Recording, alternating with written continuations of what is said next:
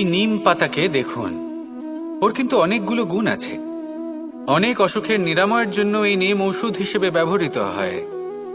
এটা এই পরিবেশের জন্যও ভালো, আমাদের শরীরের জন্যও ভালো। কিন্তু যখন এটা চেখে দেখবেন তখন বুঝতে পারবেন এই নিম পাতা খুব তেতো। এবার এই যে নিম পাতার স্বাদ তেতো, সেটা কি খারাপ ব্যাপার? তেতো স্বাদ হওয়া কি খারাপ ব্যাপার? দেখুন, নিম পাতার স্বাদ তেতো, তাতে ওর কোনো দোষ নেই।